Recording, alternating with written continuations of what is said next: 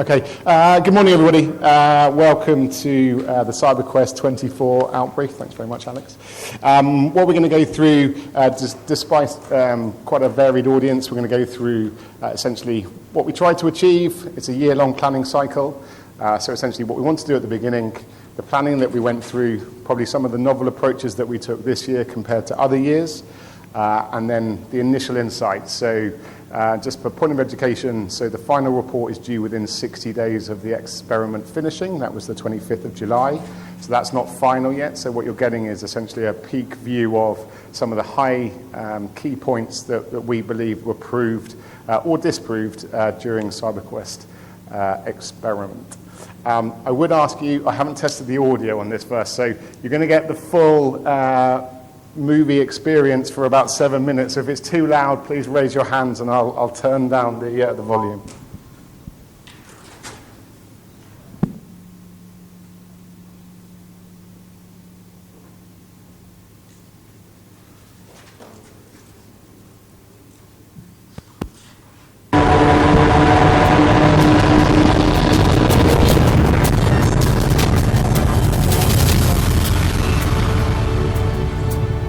The U.S. Army and our joint partners must evolve to stay ahead of our adversaries in this rapidly changing and complex world.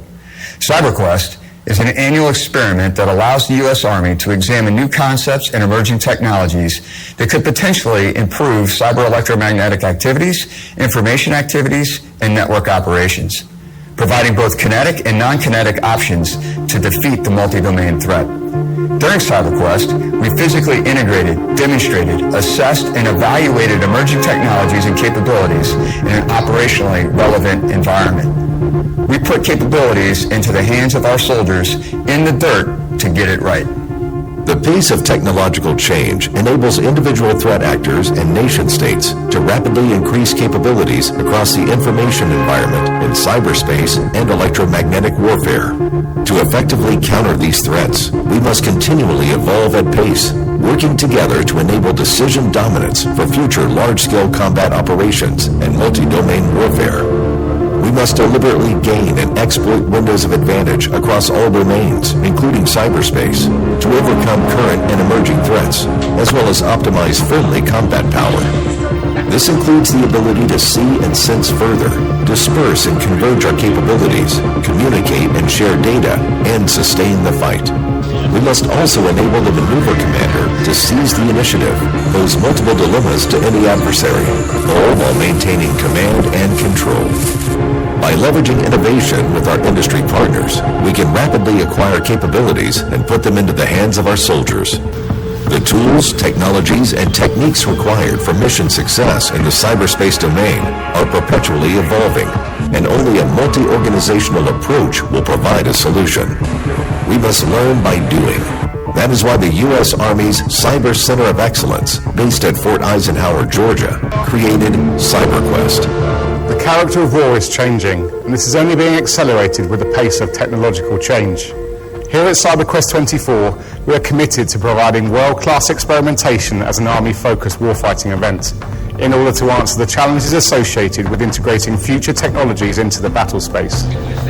Alongside our government, industry, and international partners, CyberQuest 24 results directly inform the Army's future capability requirements, increasing the rapid acquisition of capabilities to support cyber, signal, electromagnetic warfare, as well as information advantage.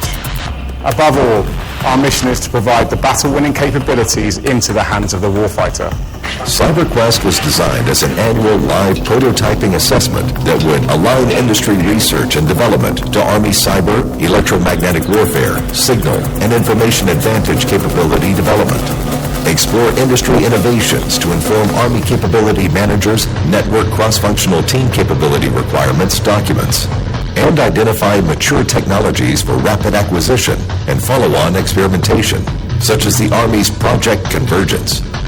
Under Army Futures Command direction, CyberQuest outcomes also support risk reduction activities, with the clear intent to support persistent experimentation leading to acquisition of technologies that support the warfighter. CyberQuest 2024 evaluated 18 technologies by U.S. soldiers. joint force and multinational partners have participated in CyberQuest since its inception. Australian, British exchange officers assigned to the Cyber Battle Lab have played major roles in the planning of the event since 2016. CyberQuest 2024 held an International Visitors Day where foreign partners from France, Germany, Italy, Netherlands, Japan, Singapore, and Qatar learned about the technologies evaluated in this event.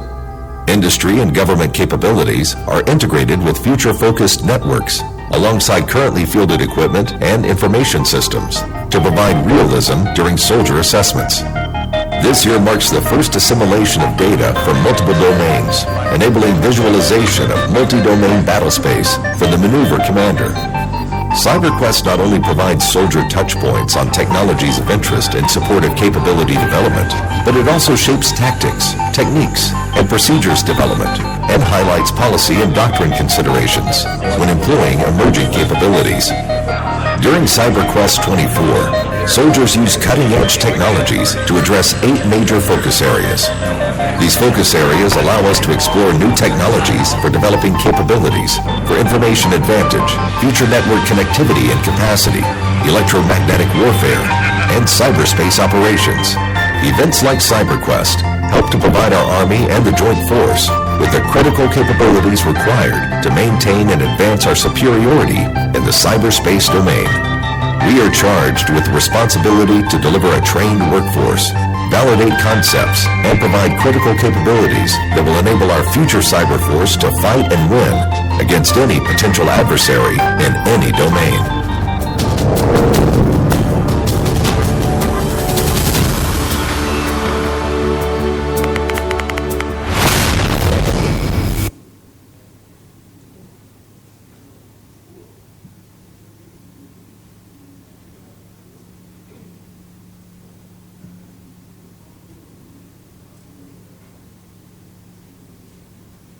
Okay, hopefully you've still got some eardrums left. I did ask if it was too loud, but I'm going to speak into here if that's better anyway. Okay, so there was a lot of information within the video, but if you see on the left-hand side, what we try to do for CyberQuest is an annual experiment, and I emphasize experiment rather than exercise. It's really getting after those 3 tenets on the left-hand side. So the assessment, the operation environment, and also innovation. So to do that, certainly for the prototype assessment, what we are looking for is really positioning ourselves under that persistent experimentation pathway. And this year, I can have the honor of saying that we managed to cement ourselves as an official lab-based risk reduction for Project Capstone 5, which has a second-order effect that vendors have a lot less evidence to then enter that and hence reduce cost. So CyberQuest has firmly positioned itself in there. In the operation environment, we created a future-facing data-centric environment that I think will stand the test of time, certainly over the next few years. And that's allowed us to build on that network that we provided this year onto CyberQuest 25 next year. And I suppose the one unique selling point that I would suggest that CyberQuest has is under that innovations tab. So we have soldiers from across the force using equipment on a daily basis, and that immediate feedback is given to vendors. And we have had, and we had this year, people making changes to their technologies during the experiment. Our highlight would be ARA with their deceptive RF technology, who actually started bringing a solder into the field to start soldering their circuit boards as we went through after getting the feedback from the soldiers that we had in the field. You'll see on the bottom side that we had 4 objectives this year. So we've really pushed forward with information advantage, and that's been 100% enabled by us providing an access into the commercial cloud to get after those publicly available information data sets, and we'll pull out that later on. But the view from that is really giving that information advantage overlay to a commander to answer how do we go about executing multi-domain operations in the future. From a networking standpoint, we've really pushed hard with automation of pace using software-defined WANs. and also those failovers provide maximum resiliency, and we'll see that later.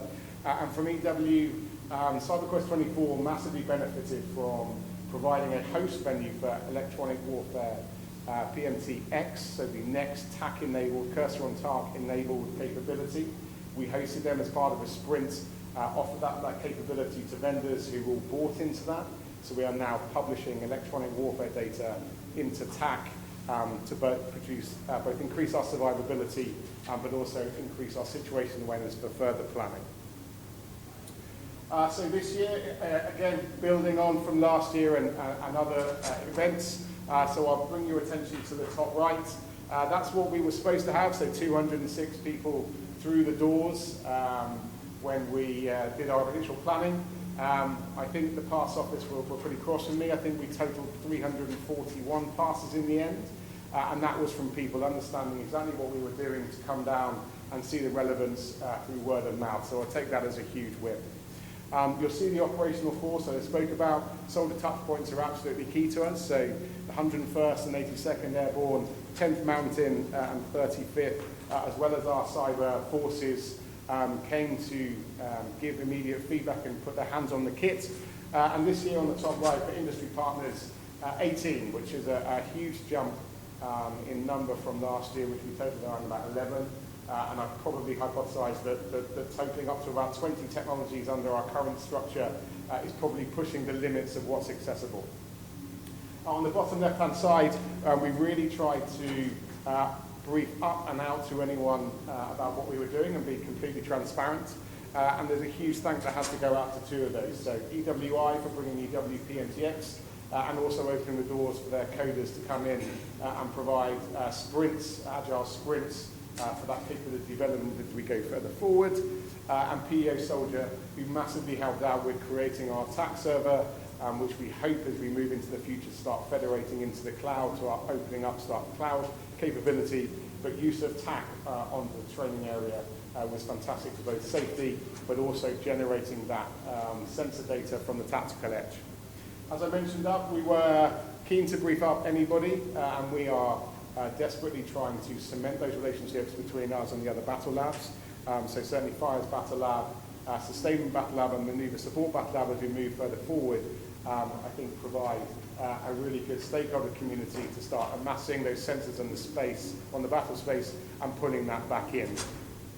And then enablers. I would say this is the first time that we have almost professionalized our data collection. So getting 9 personnel from the 75th Innovation Command has now set the standard of essentially how we collect data on a day-to-day basis, freeing up our team leads to enable them to have situation across. And as you saw in the video, the International Day again happened this year as well as last year, and that is something that we are looking at CyberQuest 25 to start opening the doors to international vendors and soldiers to start participating. Okay, so this is a slide that I briefed Major General Stanton back in October last year, and what I was really looking for was almost the strap line that comes underneath CyberQuest. So every single year we put the board agency announcement out and we get technologies back, but what I really wanted to do for this year was have something that had an umbrella that called them all together. And for me, I thought having quite a broad spectrum of technologies all experimenting in the same place at the same time really lent itself to multi-domain operations experimentation. And to be able to do that, I thought by putting those technologies together, on the far left-hand side, you'll start seeing the learning demands from the higher echelons that we could potentially get after. And on the right-hand side was kind of my vision of pulling EW, the information environment, and cyber all into one place, which would start getting after that multi-domain picture that we were looking for. And in the diagram in the middle, you'll see the two intersections. So having worked on some MDO doctrine back in the UK before coming over here, for me it's the intersection that makes it really interesting, trying to understand a commander's intent, but then giving him options within his AO, so within that land domain that you'll see there, about cyberspace operations or potentially information activities in the human dimension, but why they should be relevant to him, and hopefully they'll get pulled out as we move further down. So I said, so called CyberQuest, much more than just cyber, so covering DCO, IA, EW, networking services, and we'll go through each one of these as well. But this is a fantastic opportunity to thank the two enabling technologies. So you'll see the sponsor there from our ACAM community. So CyberQuest is focused on providing that learning against the learning demands given to us by the capability managers for writing documents. And the second order of fact is that then each one of the technologies is sponsored by one of those ACAMs. But you'll see at the bottom, two of them have got enabling technologies. And they were technologies that as part of the down selection process, I myself identified would be absolutely key in providing the best experiment possible. So Anomaly 6 provided geolocational data fed into the exercise for higher fidelity, and Blue Cloak provided a fantastic sandbox arena for us to start getting after those DCO technologies. So this is how we laid down. Slight change from last year in the fact that we added another echelon. So by no means these are brigade or division echelons. I need you to get that out of the head. That is a location.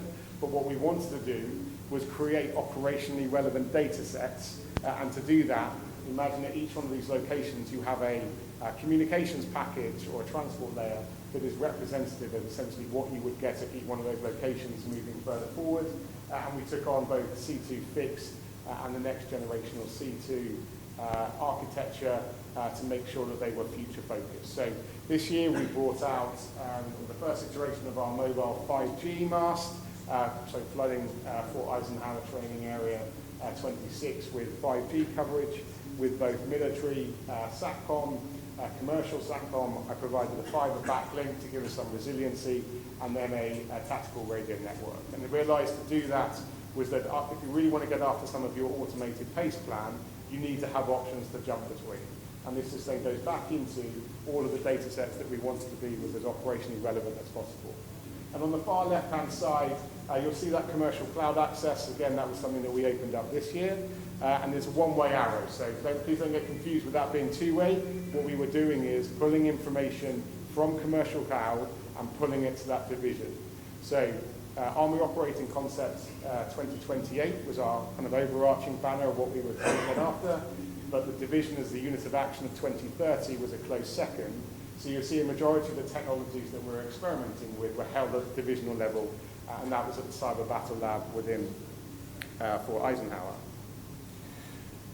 So I suppose this is the slide that seemed to get quite a lot of attention. What we tried to do was understand what the output from each one of the technologies was, and then pull them all together. So if you look at the top of the screen, you'll see the external data sources. So to get after multi-domain, we coded the API from the air picture in the South China Sea, the maritime picture. We also purchased 2 million social media posts from the Army Cyber Institute up at West Point. And then the three technologies that outputted that. So Census gave us that cyber landscape of the South China Sea. IM Power then scraped through the internet to understand what that social media component was. And then we had Anomaly 6 providing us geolocational data, again, for the same region. So that gave us the cyber landscape, the information environment, the maritime picture, and the air picture. And because, as part of our broad agency announcement, we asked for all of those outputs to be in the same file structure, that being JSON file format, I had the ability to then host all of those within a single repository held at the divisional level, highlighted by the data repository there, in a simple Elasticsearch stack, because everything was inputting into JSON. We could just get their data schemas. But then what we are missing from multi-domain is the land dimension, right? So as the Army, that's the bit that we own. So what we wanted to do was try and generate those sensor data from our own battle space and stitch it together into that repository. So using TAC devices, we had that PLI data coming in from soldiers out in the field. And we also experimented with TACTRIC about getting medical data, again, pulled back into our TAC server that we hosted. I've spoken at the beginning that electronic warfare technologies plugged into EWPMT-X to give us that situation awareness. And again, X has the plug-in into TAC so that we could pull that out. And what we wanted to do was prove that sensor to shooter scenario so that we exported that data from EWPMT-X out into a FATAD to tick us off and make us backwards compliant. But you'll see the problem facing that we've now populated our local TAC server, but that's cursor on target file format, that's not JSON. So utilizing Node-RED, originally written by IBM, we transferred that file format from cursor on target into JSON and pulled that into the repositories. So that data repository became fully MDO compliant with land, air, and maritime, and then DCO and IA all pulled in together, which I think is a fantastic opportunity to then really push forward as a future structure that we were not concerned about transport layers, we were concerned about data centricity, so identifying the two file formats. And then once that was all in the repository, we had two MDO or IA viewers that pulled from that repository at the divisional level to then display that as an overlay. So as we move further forward as a template, this is more than likely something that we will copy and adapt as we move further forward, because it is future focused, it does align itself with next generation or C2, and it does give us the flexibility of the transport layer, because what we're talking about is the data coming, the information coming back, as opposed to how it comes back. So these are the key takeaways. So 13 out of the 18 technologies submitted to Project Convergent Capstone 5. That, I think, is a great return on the investment for the vendors that came down. And the way that we were able to do that was really using integration right from the beginning as part of our planning process. Because once you start getting into those larger scale events, they want to see those data flows and whether you can interact with other technologies, which we proved at CyberQuest 24. We provided a fantastic opportunity over that 11 months for vendors to work together. And I'll pull out the example of Robin's Information Advantage team. So hosting meetings at the beginning with all the vendors introducing themselves, asking them to share data schemas between them, then became a monthly and then a bi-weekly event where those vendors started interacting with themselves. So when they came onto CyberQuest, they had products and capabilities they didn't have as part of the down selection process. So understanding that CyberQuest execution is the final bit, there's quite a lot of fantastic work that vendors can do between that and there. And then I just highlighted there's currently two proposed LVRRs for Capstone 5, one of us and Vanguard. We have a lot of data collectors taking the artifacts that we generated during CyberQuest to then providing probably reduced spending as part of that integration for PC-C5. Identifying the data standards as part of the BAA certainly caught the attention of Major General Stanton. He asked why we haven't done it before. Essentially what I wanted to do was put that integration challenge back to industry. Now, at the moment, historically we've asked for technologies to come, and all of that integration challenge has been on the environment support branch, which is problematic.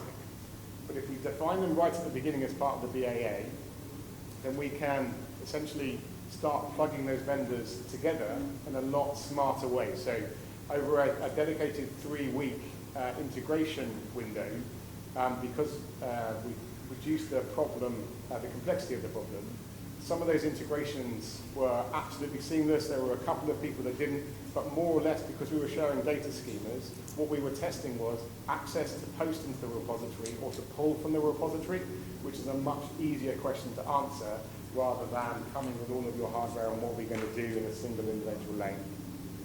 I've spoken about the topology, using data centricity, using file formats, being transport agnostic is certainly something that we are looking towards. And it is future focused with the two formats that we highlighted, so cursor on target as part of TAC, and the JSON file format or CSV if a slight deviation being next generation or C2 compliant, which then just allows those data sets to be used into the future. So certainly looking at some of the large-scale exercises using TAC recently, and I'll pull Leap and Eagle out as an example. With brigade on brigade using TAC, there were some key learning demands that came out from that, such as how to use kinetic and non-kinetic fires by using TAC to fight below brigade. And I certainly think that we proved that is possible, certainly putting in EWPMT-X, and as we look at AFATADS X or Axis as their next iteration to be TAC compliant, and showcasing that certainly from brigade below using TAC, we can move that information around seamlessly, proves kinetic and kinetic targeting both below the divisional echelon. And then also I think CyberQuest 25, which as a glutton for punishment I've been asked to run again. So at the end of this we'll have a QR code because we've managed to get the broad agency announcement out in time for TechNet this year. So you'll see what we are asking the questions for next year and the process. So don't worry about that now, there's a QR code at the back. But we are looking to work out how we play nicer with the other seeders, the other battle labs, to start increasing that complexity. We've proven what the art of the possible is now, so then what's next? Is it flooding Fort Eisenhower with more sensors to generate more traffic so that we can really go after some of the automation that people are asking with ML? I don't know. It's going to depend on what technologies apply back to the BAA. Okay, so we're now going to go into so each one of the areas that we went after. So starting with information advantage. I will say just before we go into this year's experimentation with information advantage has been a step change from what we have done previously. That has been hand in glove with APOIA, and Colonel Agnello is in the corner for buying into CyberQuest, providing both personnel but also ideas about how we shape the scenario and how we move further forward. And I think the Battle Lab, as part of CyberQuest, answered his learning demands by putting on a fantastic experiment, and I think the resultant data that we generated was really pushed further forward. So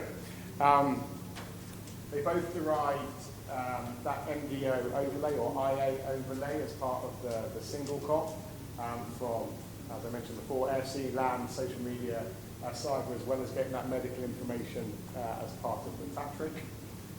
And both of those technologies benefited from anomaly 6 geolocational data sets. So as we move further forward to try and generate these experiments, I think it's absolutely key that we need both the data and we need the fidelity of that data, because you can have a fantastic tool, but if you don't have the data to display it on, then you're not left with really other than something that's gritty. So we'll start off with Deloitte, with Mission Analytics. So they successfully demonstrated, and I think really showed the power of ingesting and overlaying and assimilating publicly available information and how that could be displayed to a commander to really increase his understanding of that area operations and potential actions that they wanted to get after. We proved that unless you have that high-speed internet connectivity, trying to really get after the minutiae of that satellite imagery is problematic. So if we're really looking at the division potentially being working in a BDIN environment, all of that mapping needs to be preloaded because you can't work with little to medium bandwidth when you're really trying to get after some of those large files. And I think the last point is absolutely key, and it gets back to what is CyberQuest. CyberQuest is a proof of concept. We're not answering to produce something that is 100% right at the end of it. And I think we proved during a limited window of experimentation that it is exceptionally complex to start overlaying multiple different data sources over the same map and being able to display that to commanding for a meaningful way. And I'm pretty sure that if we spend more time, we would have started to make that a little bit clearer, certainly with maritime and mobile data being displayed on the same map at the same time to really start getting after that fidelity. Moving on to RII's PRISM IA. So I think we really successfully showed that planning tools that address those users' needs can be built, and I think PRISM certainly showed those secondary and tertiary mission analysis. So really getting after, how do we start inputting information advantage as part of that decision cycle.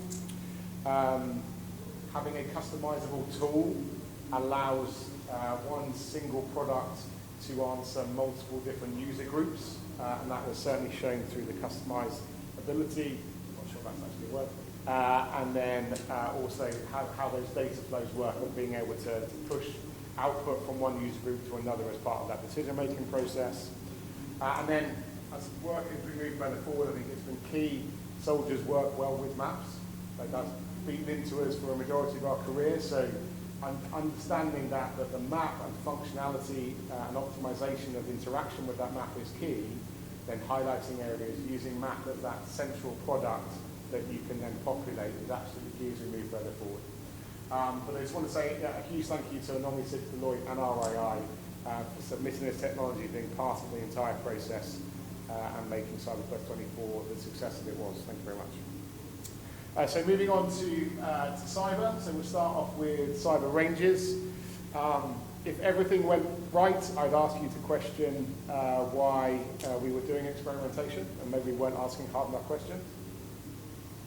And cyber ranges would be a case in point. So we were beset by technical challenges. And maybe, this could be down to one of the things, so maybe we asked a question that was too hard. Can we automate payload delivery? Is an end goal, but maybe we're not there yet. What we did show was that we could deliver 2 out of 6 CVEs. But that second point there is that we haven't fully automated that process, so you still need red teaming understanding to be able to use the app. So what? Well, now we've probably used that as a force multiplier as opposed to completely replacing that OCO force as we move further forward. And then Blue Cloak provided us with that divisional level sandbox arena, proving that if we really want to start getting after network emulation and virtual constructive modeling at the divisional level, there are virtual machines and technologies that are enabling us to do that. And certainly as we move further forward, the ability to generate essentially a larger online footprint for CyberQuest is something that will move further forward. So Census and I3, I think that first point there is key in the fact that information operations probably move at different speeds. So you have your, and if you ask the Intel Battle Lab, the intelligence preparation of the battle space, certainly with an MBO construct is something that they will need to do. And you can do that in slower time. But certainly when you move into high tempo military planning for information opportunities, having unlimited query access would absolutely be something key moving further forward.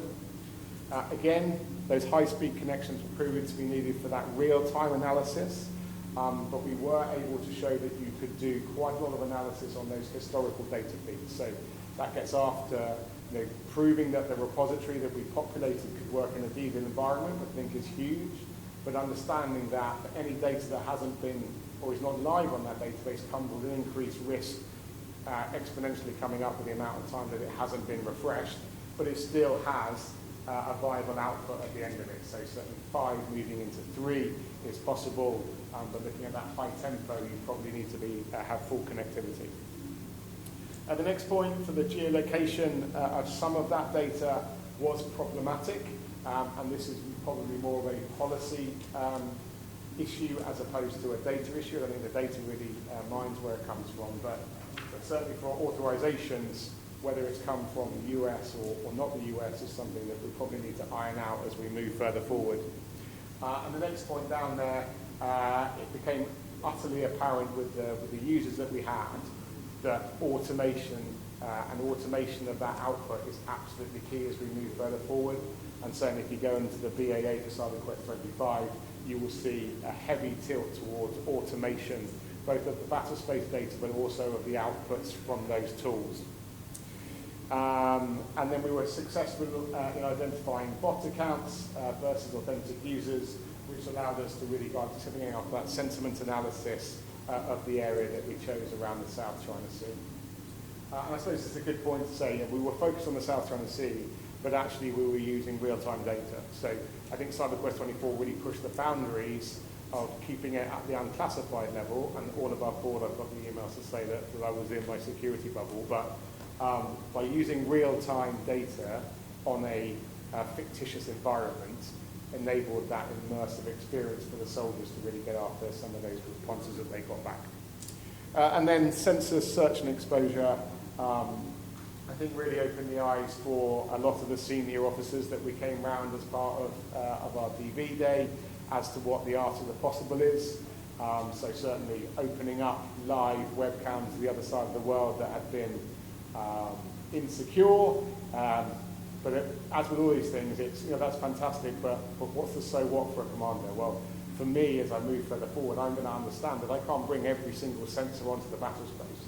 But there are sensors already there on the battle space. They are internet-facing cameras. They are people that use within their homes every day. So how do we plug into those and massively increase our sensor network without bringing that hardware to the field? And I think sensors prove that. And certainly how we would start using that for battle damage assessment would be absolutely key as we move further forward.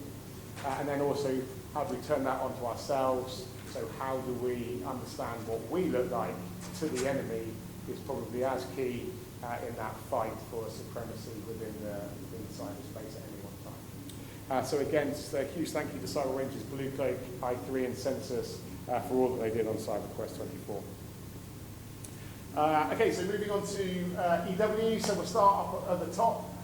So Data Shapes came with a machine learning algorithm, and by the end of CyberQuest, we're able to prove that we could classify unknown signals at machine speed using that algorithm, which has taken a huge step forward for edge processing and also getting after automation, so decreasing the amount of soldiers that are needed for any one event, and then hopefully almost reducing the amount of bandwidth that we need to be moving around the battle space. So again, you'll see automation from EW heavily in the BAA for CyberQuest 25. And I suppose the one thing that we would look to do is, as we move into a more congested environment, can we start using those filters to start making that problem a little bit more complex as we move further forward. Roke managed to increase the situation awareness to a commander of what he looked like in EW. So integrated into EW PMTX and provided lines of bearing. So as we start getting after EW into effector within that tactical level and then potentially automating some of those decisions, clearly showing that Roke have the ability to move that information around, providing better situational awareness. Both Periton and Kaki systemware, again, integrated into EW PMTX, and then showed the commander what they look like within that sphere. So how do we increase the survivability, our survivability? Is it hiding underneath the noise floor? Is it reducing our signature? It's probably all of those things all of the time, but being able to display that to a commander, probably under the protection banner, and to increase survivability is absolutely key. And I know that cross decks across multiple different battle labs, and that's something that we will be providing and working with manoeuvre support next year as we move further forward under protection. An ARA, probably the lowest TRL level that came onto CyberQuest, so very much into that prototype development, but then showcasing the obfuscation and deception within the electronic spectrum is possible, but at that man-portable level. So we're not talking large vehicles, we're talking equipment that every single soldier can use, and then how do you potentially start linking those together to give yourself that window of opportunity to either deceive the enemy or obfuscate where you are for a glimpse of time that will probably give you that operational advantage. So as we had, a couple of these technologies have come back year on year after taking that feedback and then increasing their product. And I would like to hope that the feedback that we go to ARA will come up with a better product, and potentially they would come back next year as part of that deception to showcase what changes that they've made. And then the last one is just from the CBL. This is probably a really good time to thank everybody from the Cyber Battle Lab for putting on CyberQuest. Huge complexity, multiple different teams all working to their limit with a number of technologies and the complexity of the problem that I gave them. With the Environment Support branch putting on a fantastic product. And the Electronic Warfare branch, I think, broke new grounds working with EW PMTX and the EWI from the PM side to then come up with a better product, which then essentially will be put back directly into the hands of users. And I know that relationship will carry on certainly over the next year of EW PMTX's progression. But being able to show sensor to shoot to chain, I think was absolutely key in gaining that traction for EW PMTX as we move further forward. So thank you to all those companies again, whether you're coming on CyberQuest for the first time or repeat offenders. It was fantastic, and I think PW really pushed the boat out this year with edge processing and automation. Okay, so moving on to ACM Network and Services. So Viasat brought a number of technologies with them this year. So certainly the point at the bottom successfully proved commercial SATCOM on the move with a phased array on top of a vehicle. So as we start moving into automated pace, so reducing that cognitive burden onto a soldier, having the ability for having those technologies that automate that process, finding the best way, the same way that your cell phone finds the best connection at any one time, was key. But I think the real highlight for Viasat would be proving some of the principles they're getting after zero trust. And again, zero trust was a big ticket item here last year on TechNet 23, and it's something that we continue to work towards. But being able to reconfigure edge devices and then pour them into the network based on a trust score, I think was something that we would like to experiment more as we move further forward. So that was zero trust. I think was a big win. HP Aruba, I think, have firmly cemented that software-defined wide area networking is absolutely probably on point now if we wanted to pull that out. So being able to keep that connection running no matter what, providing an interface into that soldier to be able to automate that process and have a much higher output compared to the number of personnel normally in it. And I think, hopefully, I think we've answered all the learning demands that comes with software-defined WAN, and hopefully I don't think we'll be getting that technology back again with CyberQuest 25, really getting after that TRL level 6, because I think that is a technology that has now been proven to be ready and taken on by the wider army, or not, it's up to them. Juniper is probably where we're moving towards next with that automation of machine learning. Proved problematic for me. It's very hard to have a network that is being optimized at machine speed by an algorithm when I have a number of other technologies hanging off it. So they are integration problems that we will work with, but certainly showcasing that algorithms are now at the point of managing that network, managing that load, optimizing every link, every Wi-Fi connection in real time. It is now essentially the norm as we move further forward. How we either use that in a divisional headquarters that has that amount of users to be able to optimization compared to out in the field, I think is probably up for debate, but there are points that we will go after as we move further forward. But a huge thank you for Juniper, Aruba and Viasat for helping out. So I'll just reiterate the key takeaways as we go. So the top point, I think CyberQuest 24 cemented itself as a lab-based risk reduction. 13 of those 18 have gone forward with a large evidence pack that they've created. We did that by integrating the technologies probably for the first time right from the beginning and providing a fantastic opportunity for vendors to work together in a really positive and safe-to-fail environment.